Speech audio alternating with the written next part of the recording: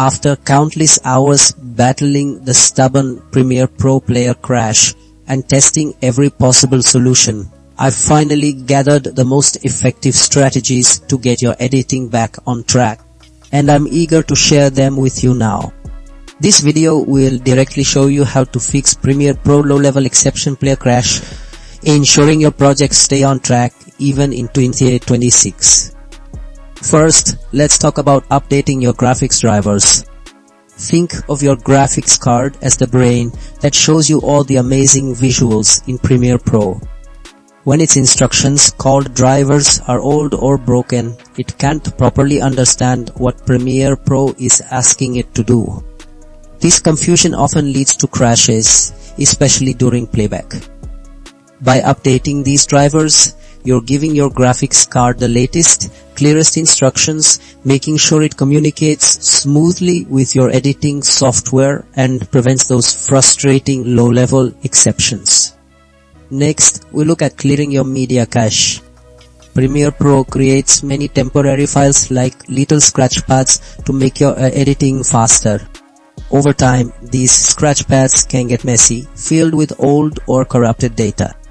When Premiere Pro tries to read these bad notes, it gets confused and sometimes crashes. Clearing the cache is like wiping the slate clean, forcing the program to create fresh, perfect temporary files, which often solves playback issues and keeps things running smoothly. Then there's resetting your preferences. Imagine Premiere Pro has a long list of personal settings you've chosen. Sometimes these settings can get jumbled, or an old setting might conflict with a new update, leading to unexpected errors. Resetting preferences is like giving Premiere Pro a fresh memory, letting it start with its default stable settings.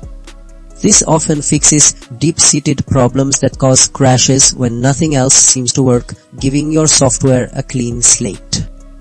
Finally, consider disabling hardware acceleration. Your computer usually uses its powerful graphics card to speed up video processing. This is called hardware acceleration. However, if there's a problem with your specific graphics card or its drivers, this acceleration can actually cause instability and crashes. Switching to software rendering means your main computer chip does all the work instead. While it might be a little slower, it often provides a more stable experience, especially if your system is experiencing persistent playback glitches.